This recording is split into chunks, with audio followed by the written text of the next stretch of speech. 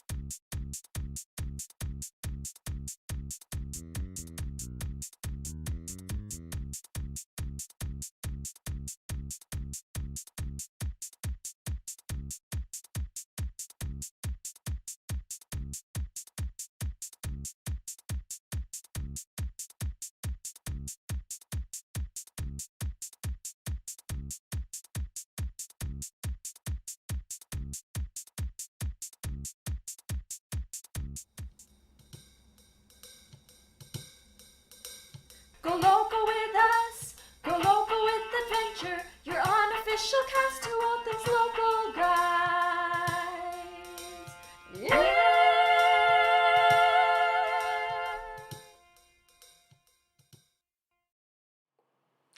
Hey everyone, welcome to golocopodcast. It's morning time here in the UK and I'm barely awake as usual, but welcome to the show. This is Local Guides panel. Almost forgot what is it called actually, so here we go, it's over there. So welcome to Local Guides panel. It is a new project I'm running. The concept's really easy. I invite 3 other guests with me. Each of us will have 5 minutes to talk about a chosen topic of our own choosing. And that's it, 5 minutes to talk, and then we'll just go around the panel. And we'll also have the live viewers come in with their thoughts and opinions. So if you're watching this live, do write whatever you want to write and respond into the live chat, and I'll be looking at it and picking up some interesting questions or comments and redirecting that to the panel. Again, my mind's a bit jumbled. I kind of jumped through a lot of stuff. But my name is Adrian, so I did mention that from the beginning, but my name is Adrian, and yeah, welcome to this crazy show of mine. And basically, I was going to introduce myself, but I'm going to do that later on when I introduce the rest of the panel. But anyway, if you're new to the Go Loco Podcast YouTube channel, please do go ahead and like and subscribe to it. So every time we publish a new video or we schedule a new live stream, you will get notifications for it. So please do go and like it and subscribe. That'll be awesome. And without much further ado, let me introduce you to the panel. Say hi, everyone. Hi. Hi. So today, for the very first episode, I've invited these amazing local guides. I've chosen them because they're very near to the UK and similar time zones, and it just makes it a lot easier to schedule the whole Google Meet call. But the windows are all in different places, but we have Aiman here, we have Jan, and we also have Peter, and I'll just let them introduce themselves. So go ahead, starting with Aiman. Sure. Hi guys, so my name is Aiman and I'm a local guide level 8 from Islamabad, Pakistan. But I've recently moved to Berlin to start my master's. So yeah, warm welcome from my side. Awesome. And on to you, Jan. Hi everyone, I'm Jan, local guides level 10 from Belgium. I'm also a Connect moderator, so you can really easily find me on Connect and just tag me there, write a post, whatever, and then I will respond, obviously, and then in my signature there you can find my 2 pet projects. One of them is the Let's Guide podcast, so which is another local guides topic podcast, and also the project Local Guides Clean the Map. That's perhaps for another time. Hey. Fantastic. And on to you, Peter. Hi everybody, I'm Peter. I'm a little baby local guider. I'm only a level 7. I've been doing local guiding for about 3 years, I think. And I live near Manchester, not too far away from Adrian at the moment, about 30 miles, that's about 40 kilometres in a small town. But I sort of gravitate towards Manchester for all things local guides. So I'm a Manchester local guide, level 7. Fantastic. And you didn't mention England and football at all. I didn't mention England and football at all. We can have a whole new discussion about that. And my name's Adrian. I am a level 8 local guide from Malaysia, currently based in Manchester, but I'll be heading back to Malaysia soon. And I'm also a Connect moderator. And I don't know, I can't think of anything interesting to say, but yeah, I've got this blue thing in my hand. I was using it as a pom-pom, but yeah. Anyway, I was like, yay. So welcome to Local Guides panel, everyone. You've all chosen your own topic and you'll have 5 minutes to talk about it. So the order that we're going to do this is we'll start off with Aiman first. So she'll have her topic about her local guide experience, then be followed by Jan talking about Check the Facts, and then Peter on Connect Live, and then myself, I'll be covering the Connect's 5th birthday. Okay, so over to you, Aiman. And your time basically starts now. I don't see the climb timer. Oh no. Oh, there it is. Now I can see. Yeah. All right. Thank you, Adrian. So hello everyone. Yeah, I'm even local guide level 8. So let me tell you that how I started contributing to local guides and my experience. So yeah, it was basically back a few years back. Me and my family were traveling to the northern areas of Pakistan, and I remember my father couldn't discover a place, and it was also not on Google Maps. So I was also not happy with that. But yeah, I guess that was the first point. I started, trying to make some edits on Google Maps to make sure that people can easily go to the places in north of Pakistan using Google Maps and making use of all the features. So I guess that was my first contribution, and that's how I started contributing toward Google Maps in particular. Back then, I didn't know about local guides program, but yeah, I started contributing. So first, it was the maps edit, then later on adding roads, pictures, and so on and so forth. And then after a couple of years, when I did that, I started working for a social media agency.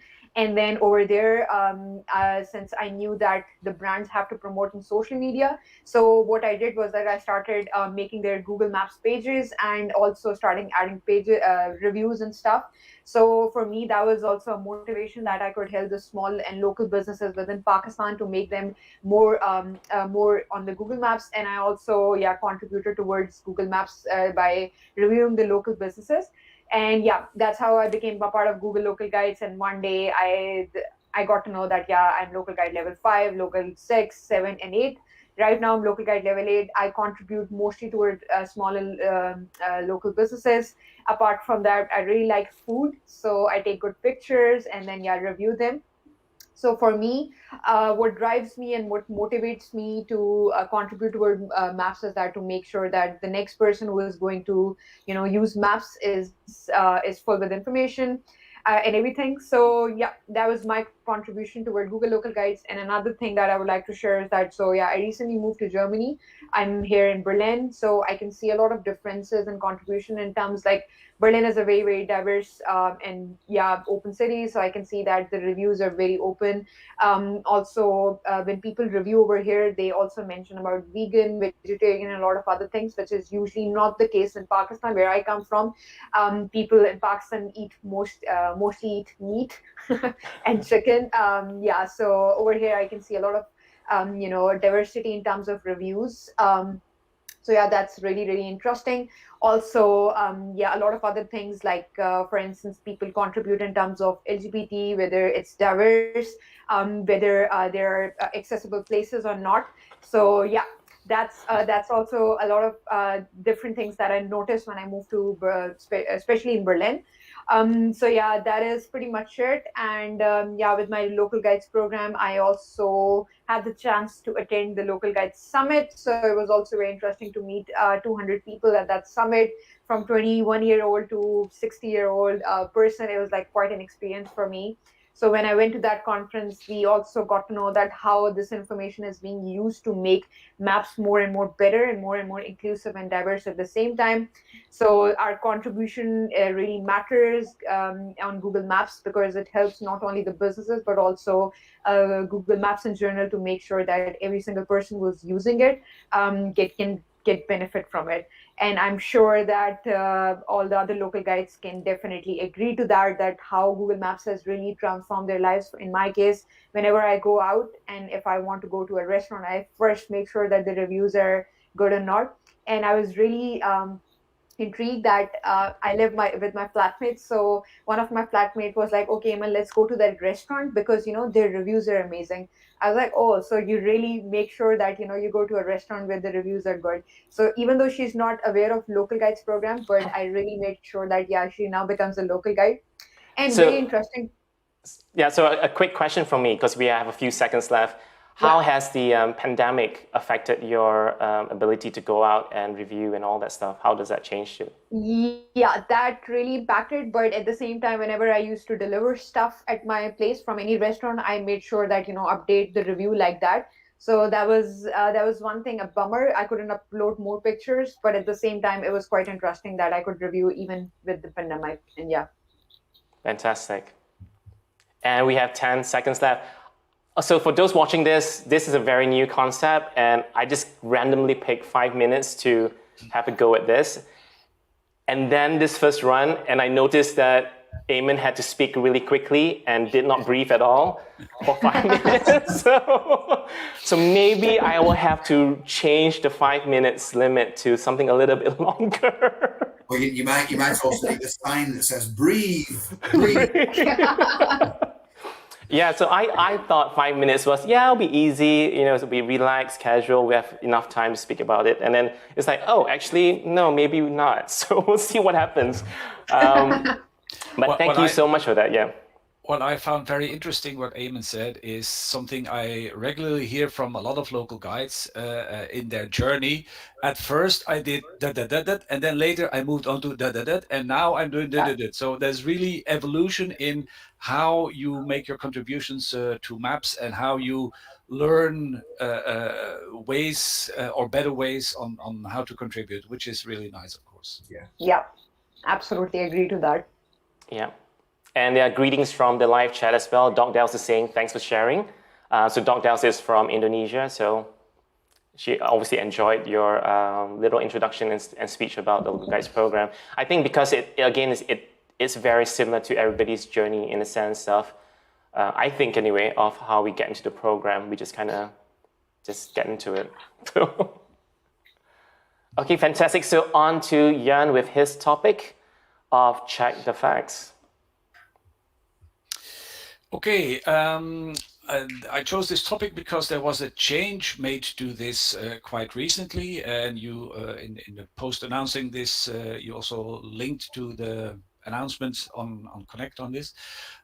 Just to recapitulate, Check the Facts is the module where edits that have been submitted by local guides but can't immediately be approved through the AI get presented to other local guides. They can cross-check these edits and then they can say, okay, this is a valid edit or not. And then if one or enough local guides say, okay, this edit is correct, then it will be approved without a Googler having to look into it.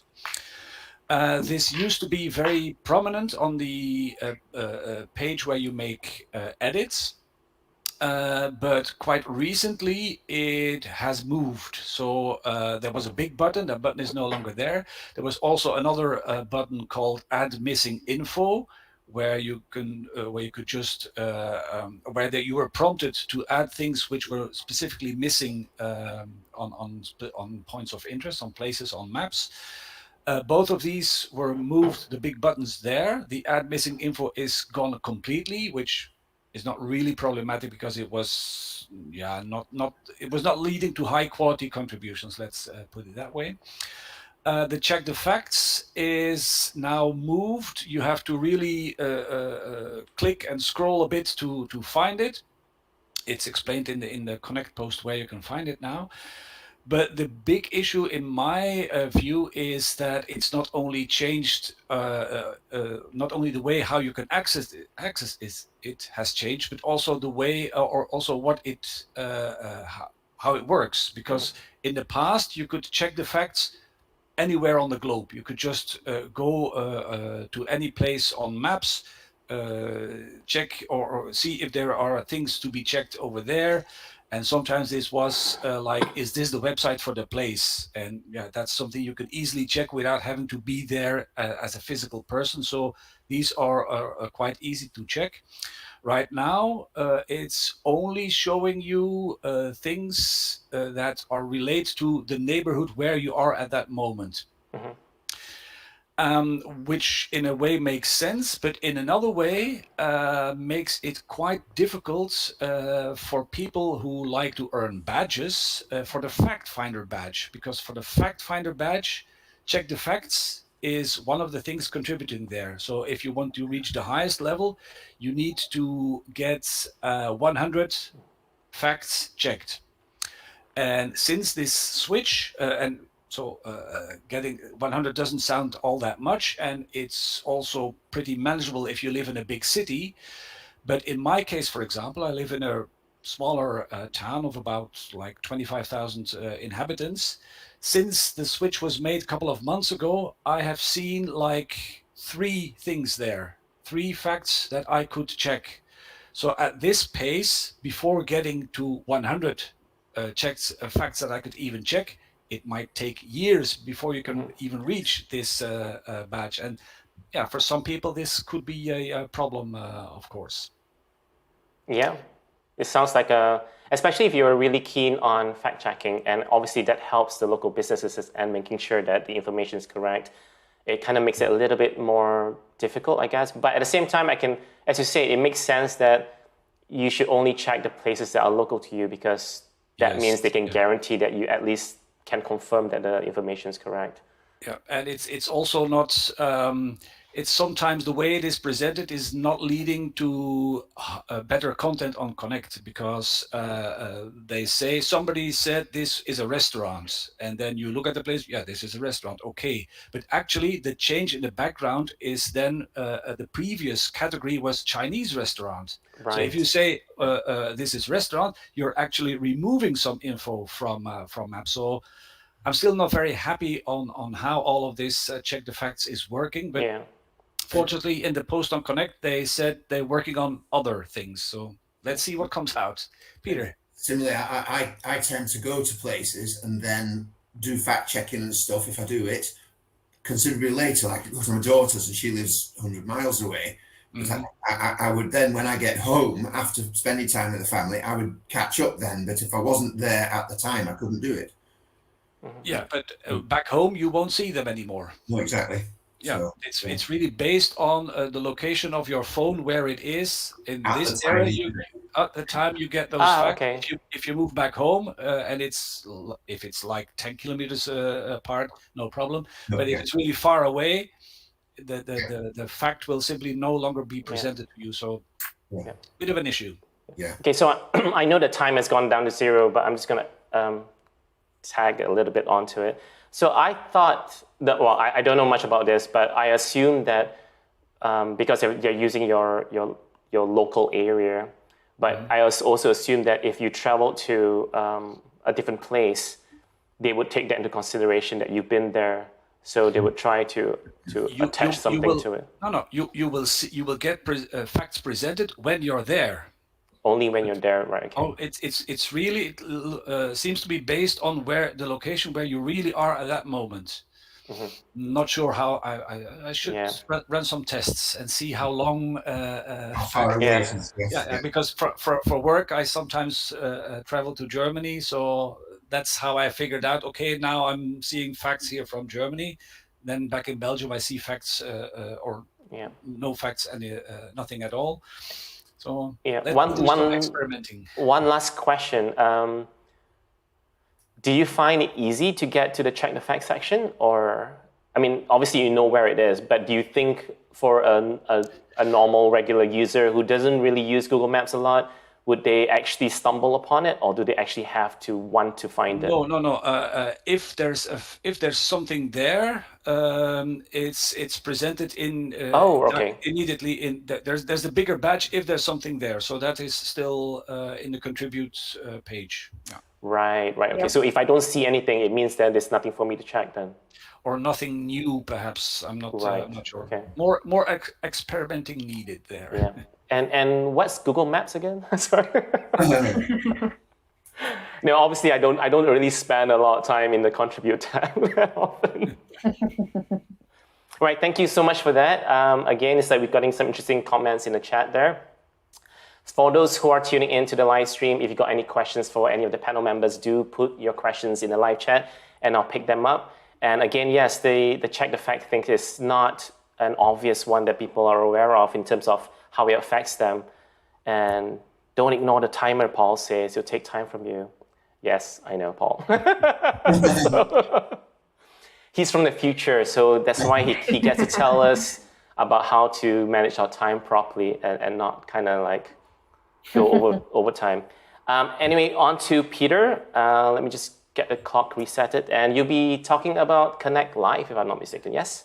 I will mainly not be talking, I'll mainly be asking, because all three of you have been to Connect Live, and I haven't. Like I said in the introduction, I'm a baby Googler, baby connector, or whatever we're called, local guide. Connector. And, I only joined the project after the last Connect Live happened. So everything I hear about it is sort of news. Somebody's said something there or done something there, or you see somebody on screen and you say, oh, I saw him in 2018, or he was there. And I did apply for the 2019 one. Was it the 2021? I did apply for the 2021, but as you know, the pandemic stopped that. So my application, I've got a badge that says I was an applicant, which is brilliant, but that's as far as it got. And I know that the Guiding Stars project replaced that, and I was really, really lucky, very, very lucky to be awarded a Guiding Star. That was brilliant. So I might have got to Connect Live if it had happened, but it didn't happen. So it seems to me a little bit like a Connect Nirvana in some way, an unachievable mystery, something special. So I was going to ask you folks if you could tell me a little bit about your experience there, to sort of fill me in and to tell me what it was like. What's it like when you get there? How's it organized? What's its main purpose? I know it's social, but I know it's also got an underlying purpose. So maybe you guys could tell me a little bit about it. I know it's in California. I know that it's evolved over the years, and that's it really. So maybe, Aiman, what happened when you got there? What happened? How did they organize you? What did you do? Okay, so as mentioned in my part, that you get a culture, not a culture shock, but like a shock meeting a 21-year-old and then also meeting a person in his 60s or 50s. So it's like quite a shock. Be careful with that, because you did say before that somebody even as old as 60. Now I'm 64, so. Oh. So yeah, because I got really shocked, like, oh wow. So I thought that it's a hobby of young people, but I was really, really intrigued to find out that people in their 50s and late 60s are also contributing to Google Maps and, making this as a hobby. So yeah, that was quite nice. And also, of course, the program set up by the Google team, the goodie bags, the excitement, and of course, not to forget the food. And the closing party was, I guess, one of the most highlights. See, these are all things that I hear about and they sound wonderful to me, and I would love to go, but they're all sort of a bit of a heaven. Jan, what from Google's point of view, what do you think the purpose is for running it? I mean, from our point of view, it's a great social thing, but what's Google getting out of it? A lot, I think. But first, I want to return to what you said about a guiding star, because my interpretation is also that those 50 people that were picked out as guiding stars would have been selected for Connect for sure. Google is getting a lot out of it, especially I think the Connect team, because what we have seen now also on Connect is that everything to do with Connect Live really is a trigger for audience, for things happening there, for people being motivated to contribute, and people contributing a lot on Connect will also be contributing on Maps as local guides and so on. So that's really nice for them to get the drive. But then also, I think the people selected there are often also selected because of their contributions.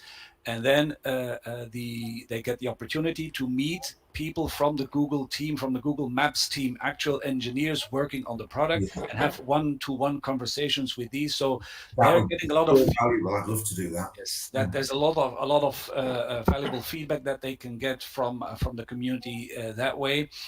And yeah, sure, sometimes they have online sessions, sometimes they have ask a Googler posts and so on, where you can interact. Yeah, okay, but in person, one-on-one, this is really that was for me also the most valuable experience, really. Interacting with the Googlers directly. The Googlers are walking around in lab coats. They'll poke and prod you and ask questions.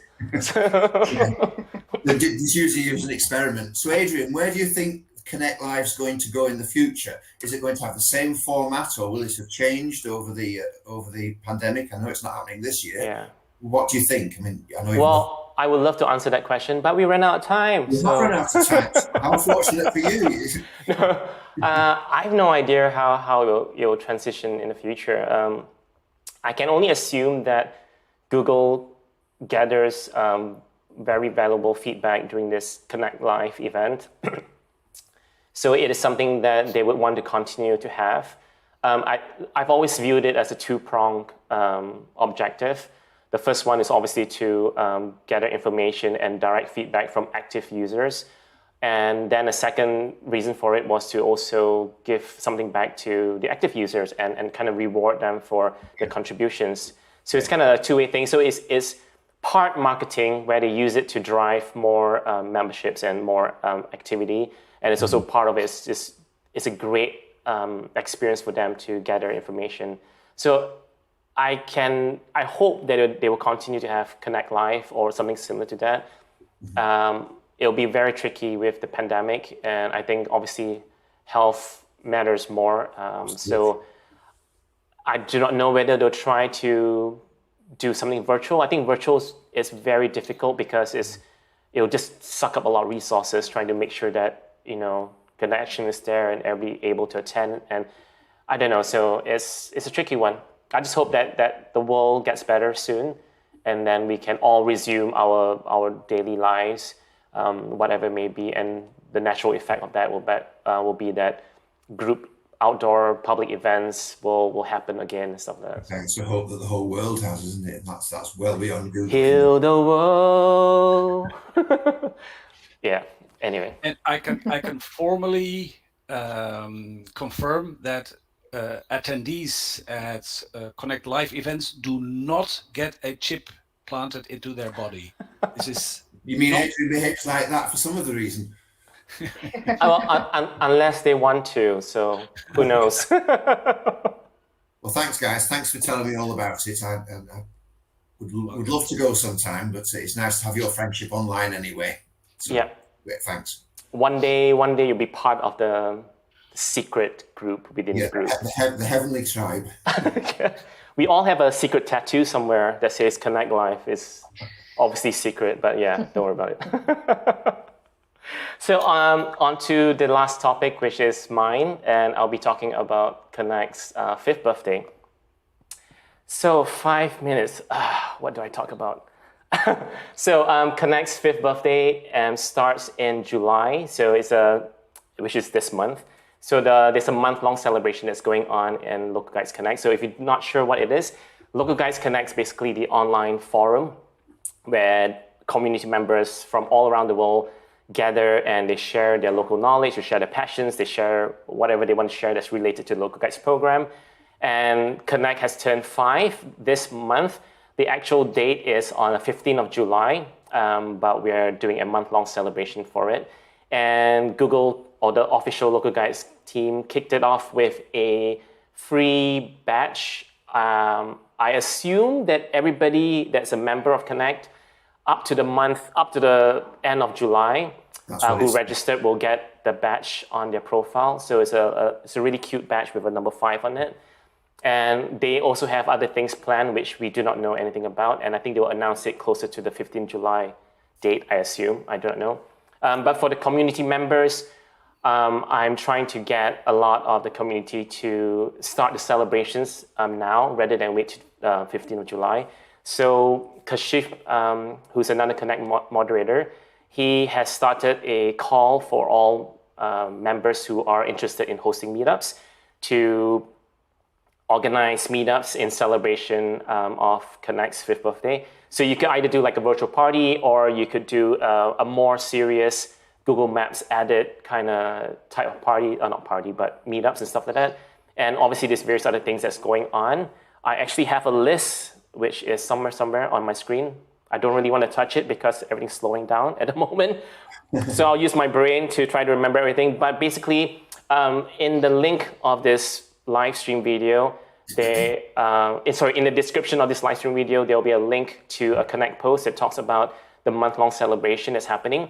And I'm trying to collect all the various events and challenges and things that's going on into that post. So do go ahead and click on that link and read up on that post, because it tells you, as many as I can find anyway, the events that's related to Connect's 5th birthday. Adam is doing a fun challenge. Adam's a Connect moderator from Australia. He's doing a fun challenge where there is a cartoony version of 12 local guides, and he's asked the community members to try to guess who they are. So you have to be popular to be one of those 12, I guess. I don't know. And then we also have State Challenge, which is a fantastic and fun quiz run by Denise and Jay. They are doing a special quiz on the 17th of July. They're doing 3 sessions. So some of the questions in each session will be repeated. Some will be brand new. And quiz 1, I think, is going to be hosted by, I can't remember who, Jane, I think. And then quiz 2 will be hosted by Sylvie and Cecilia, and quiz 3 will be hosted by Penny. So we're trying to pick different time zones to allow as many community members to join in and participate. And I'm also hosting a weekly challenge on Connect where I do not know yet what week 1's challenge is going to be. I'm going to think about it tonight and then post it on Monday. So you'll find out more about what the challenge is going to be. And every week I'll put up a new challenge. And again, it's to just get the community excited and to participate and join in the fun of celebrating Connect's 5th birthday. So yeah, I don't know how long you've all been in Connect. I know, Peter, you said you just kind of joined in fairly new. 3 years. Yeah. I can't remember when I joined Connect as well, but I was looking at the official post where Tracy showed a screenshot of Connect's page, what it used to look like when it first started. And I really don't remember seeing that before, so. You can check your badges.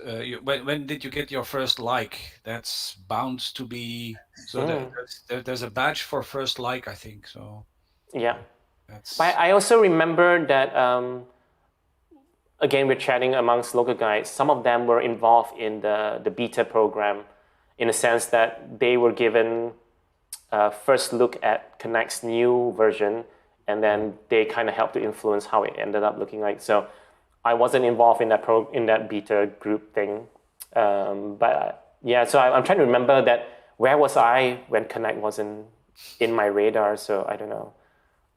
I get lost easily. So, but pre-Connect, we used to use Google Plus as our community forum thing.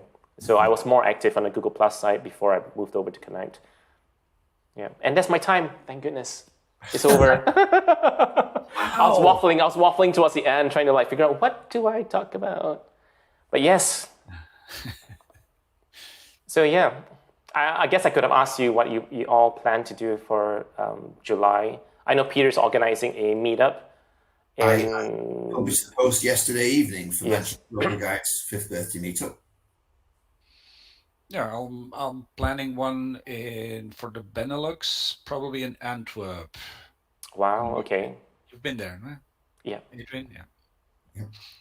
So we'll be over there. We'll all arrive in Benelux countries in the next month sometime. Yeah. I'm just looking at the chat messages, and there's a few in there. I'm going to select a few. So Kashif was asking, jokingly, I assume, Adrian, please create a podcast for tips for getting US visa before next Connect Live. Getting the visa is a tricky one. It's a tricky process as part of Connect Live. Unfortunately, it's just one of those things where we've had local guides get selected for the event, and unfortunately they couldn't come because they couldn't get the visa. So that's the scenario. Paul saying that he gets chips implanted into him all the time. Well, no, he didn't say that. I'm just fabricating stuff he's saying. So FASD Network UK is asking, how can we find out which local guides are in our local area so we can meet up? So that's a very interesting question. Any thoughts on that? No, not really. Social media. I've typed in hashtag Lancashire, which is where I live, and you do get a different set of people sometimes, and so you can connect with some of those. I think there's a girl that I've met online that's going to come to the next meetup if we can, but I don't think it gets the whole range of them. I just think it's random, it's chance. All right. So first off, who's hosted a meetup in this panel? I hosted one, but way back. But yeah, I might host one in Berlin soon. Okay, so if you can remember the very first meetup that you've organized, how did it go, and what tactics did you use to try to get people to attend? Like, who did you invite?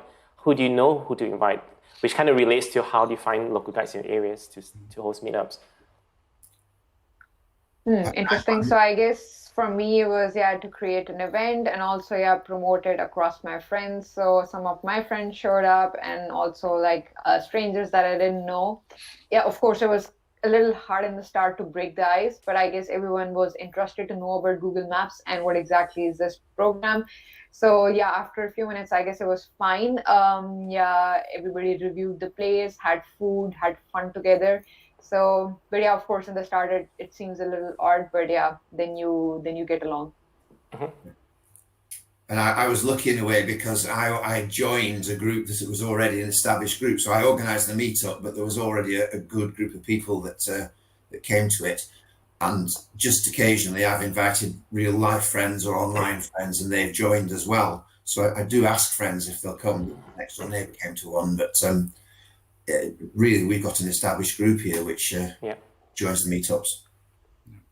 It's really hard. So on Connect, like last year, I think they added the possibility to filter out cities, posts that are tagged for a specific city. So that way you can find people on Connect, but there's not that much results of this, especially like if your city is New York or London, this might be fine. But if you live in, for example, with me in Belgium, people are there's Antwerp and Ghent and Brussels, and you can only follow 3 cities. So that's much more difficult. So usually I resort to using social media. Facebook, there's a lot of groups, some of them organized per region. And what I also figured out a while ago is that you can also check out places on maps and then look at the reviews given there. And if those people are using their real name, often you will find them on, for example, Facebook or Twitter, and then you can reach out to them, and that's also a helpful way to. I'm imagining Jan going like, "Dear so and so, I happened to come across your profile and you found you very interesting. By the way, would you like to join a meetup?" But it is a difficult one. When I first started up, my very first meetup was after 2016 Local Guide Summit. And I hosted a photo walk. And I basically invited my friends to join in the photo walk. And then I published onto social media. And thankfully in Manchester, there's the Instagrammers, is that what they call it? But folks who are interested in Instagram, there's a huge, very passionate photographer group there. So they basically latched on to my photo walk and they joined in, and that's kind of how I had extra people come in. But I would say start off with your own friends. I mean, think of it this way. If you enjoy doing Local Guides program, it's so much more fun when you have your friends join in. So focus on your friends first, try to get them on board with the program, and then the strangers will come in every so often. We got one guy from, I can't remember where, turned up to a Manchester Local Guide event. I don't know whether you remember this, Peter. He was from Turkey or something like that. Yes, I remember him, He was basically on holiday in the UK. He was on a working holiday in Manchester. He happened to see my post on social media, and then he said, "Oh, can I tag along?" I'm like, "Yeah, sure." So he was there, just random someone from somewhere else just pop in for a meetup. So that was pretty awesome. Again, try to use Connect as much as possible to establish a network there. I know a lot of local guides don't normally use Connect, but to me, it's an easy way to try to find people in your area.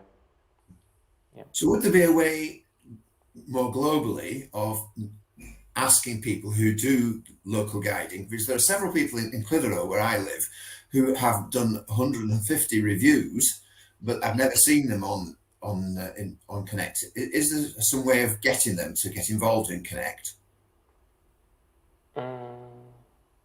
I don't know. I mean, it's been discussed in Connect Live, and it's something that I also mentioned publicly. So I don't think this is like an MDA stuff, because it's just a general thought and opinion of mine. But I would love to see more social features on Google Maps that allows me to, I don't know, contact people that's in my area and say, hey, I'm organizing this. Would you be interested in it? Yeah. At the moment, they don't do that, which I think makes sense because you don't want to get, as a Maps user, I think generally most map users use it for navigating. They don't use it for social.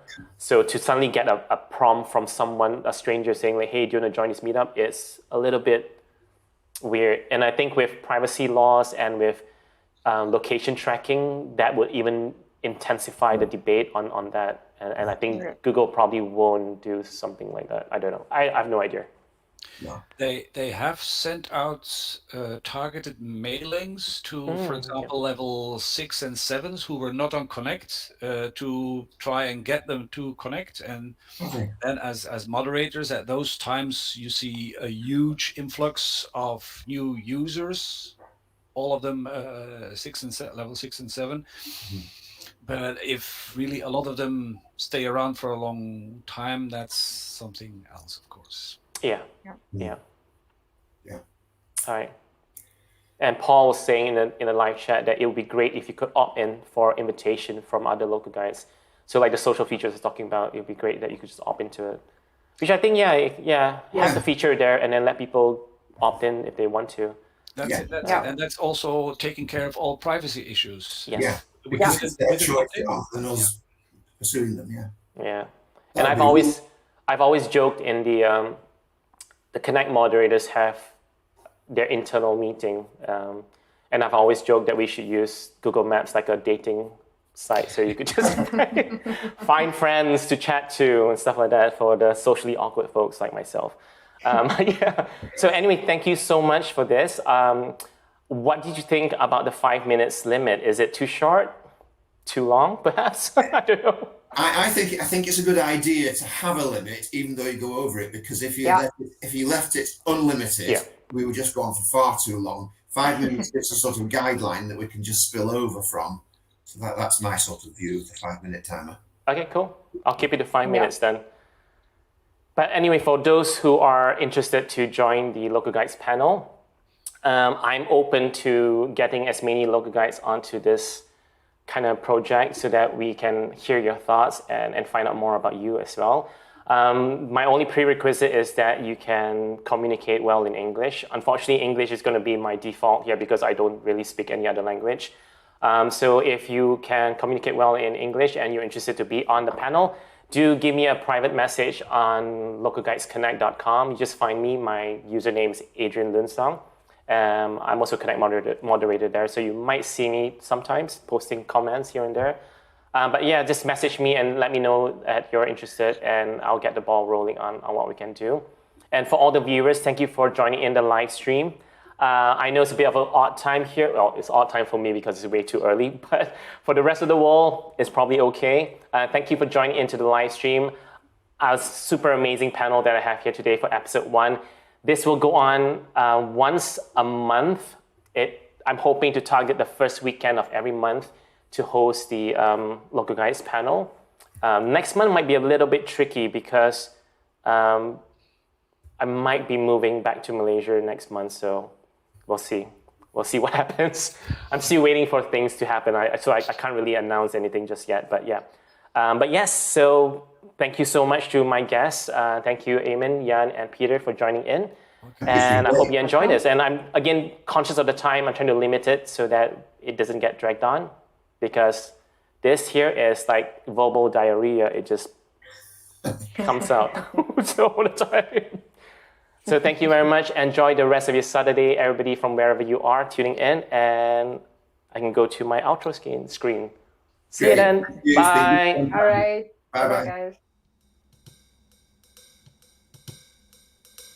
Go local with us. Go local with adventure. Go local with